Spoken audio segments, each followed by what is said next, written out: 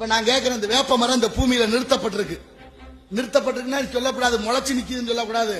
முளைச்சதான் வெட்டுறேன் மனிதன் சர்வ சாதாரணமா தெரியல இல்லையா? ஆனா வேப்ப மரம் நிலையாக நம்ம பயன்படுத்துவதற்கு ஆட்டுக்குட்டிக்கு வெட்டி போடுறோம். ஏதாவது துயரம் வந்தா வேப்பங்களையை பிடிக்கிட்டு போறோம். இந்த கொரோனா வந்தா வேப்பங்களையும் மஞ்சளும் தேவைப்பட்டுச்சு. இப்ப வேப்ப மரம் நிலையா நின்றதுக்கு யாரு காரணம் சொல்லுங்க பாப்போம். யாரு காரணம்? ஏன்னா அமெரிக்காக்காரன் காப்புரிமை பெற்று விட்டான்.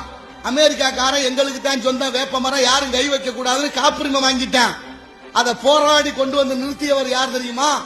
13 மாதங்கள் லண்டன் நீதிமன்றத்தில் வழக்கு தொடுத்து 13 பேர் சேர்ந்த ஒரு குழுவாக இருந்து, ஒருத்தர் வேப்ப இலை, ஒருத்தர் வேப்ப ஈக்கி, ஒருத்தர் வேப்பம் பழம், ஒருத்தர் வேப்பங்காய், ஒருத்தர் வேப்ப குச்சி, ஒருத்தர் வேப்பம் பட்டை, அத்தனையும் கையில வச்சு வெள்ளக்காரங்கிட்ட எடுத்து சொல்லி எங்களுக்கு உடையது, இதுல இன்னது இருக்கு அப்படின்னு கொண்டு வந்த அந்த ஆள் யார் தெரியுமா? அவர்தான் பெரிய தகப்பன் நம்மாழ்வார் என்ற வேளாண் விஞ்ஞானி நம்மாழ்வார். அவர் தானே பெரியாரு. இது போல பெரியார் எத்தனை பேரு நமக்கு நினைச்சு பார்க்கணுமா இல்லையா?